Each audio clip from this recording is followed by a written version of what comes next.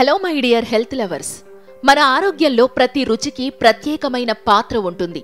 ఇక ఇందులో తీపి మనందరికీ బాగా ఇష్టమైనది. తీపి అంటే కేవలం పంచదార మాత్రమే కాదు, కార్బోహైడ్రేట్స్ ఎక్కువగా ఉన్న పదార్థాలన్నీ మనం తీపి పదార్థాలనే అంటాం. సింపుల్ గా చెప్పాలంటే మనం తిన్న తరువాత జీర్ణమయ్యి గ్లూకోజ్ గా మారే ఆహార పదార్థాలన్నీ మధుర పదార్థాలే. పంచదార, బెల్లం మొదలుకొని పాలు, వెన్న, నెయ్యి, వరి బియ్యం, బార్లీ, దోసకాయలు, పుచ్చకాయలు, సొరకాయలు, ఖర్జూరం, ద్రాక్ష పండు, కొబ్బరికాయ, తేనె, చెరకు, ఇలా ఎన్నో తీపి పదార్థాలు మన రోజులో భాగమైపోయాయి.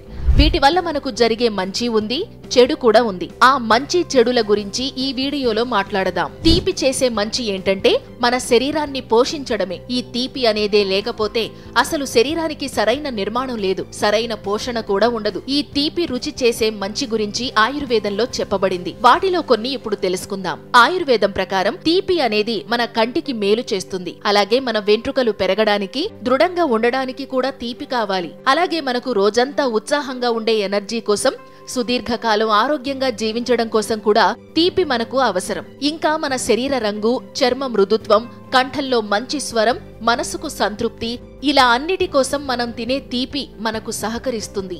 మధుమేహ వ్యాధిగ్రస్తుల విషయం పక్కన పెడితే మిగతా వారికి ఈ తీపి అనేది వాత వ్యాధులు, కీళ్ల నొప్పులు, కండరాలకు సంబంధించిన సమస్యలు వంటి సమస్యల నుండి ఉపశమనం కలిగించగలదు. అందుకే అన్నారేమో మన శరీరాన్ని తీపి పోషిస్తుంది అని. మరి ఇన్ని మంచి విషయాలున్న తీపి గురించి మనం ఎక్కువగా చెడుగా వింటున్నాం కదా, ఎందుకు అనేదే మీ సందేహం అయితే దానికి సమాధానం ఇప్పుడు చూద్దాం. ఒక విషయం మనం గుర్తుంచుకోవాలి. మనం ఏ స్వీట్ తినకపోయినా, పంచదార ముట్టుకోకపోయినా మన శరీరానికి కావలసిన తీపి మనకు మన ఆహారం ద్వారా అందుతుంది. మనం ఆహారంలో ఈ తీపినే ఎక్కువగా తీసుకుని పైనుండి స్నాక్స్ పేరుతో, కేక్స్ పేరుతో మరింత తీపి తినడం వల్లే ఇప్పుడు మన తరం అనుభవిస్తున్న ఊబకాయం మరియు మధుమేహం వంటి సమస్యలన్నీ వస్తున్నాయి. తీపి ఆరోగ్యానికి గొప్పదే, కాని అతిగా తింటే ఏదైనా మనకు విరుద్ధంగా పనిచేయక మానదు. ఈ తీపి అతిగా తీసుకుంటే జరిగే ప్రమాదాలేంటో ఇప్పుడు చూద్దాం.